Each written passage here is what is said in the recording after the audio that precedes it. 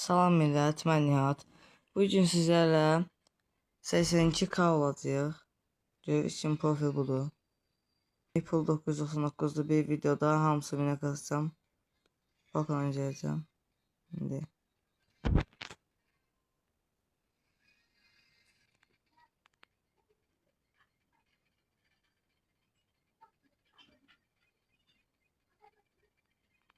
Bu arada Matador kanalında biraz danışabilmem.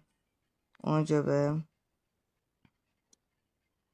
Azərbaycanlı varmış oyunda.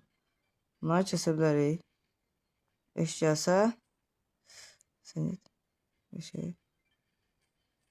Ulti niyə bastım əlimdə? Yox. Yox. 2 kupa və yes. 82K tam olduq. Heç orada öləcəyimi düşünmürdüm ama yine de olduq. Nəyəsə salaq.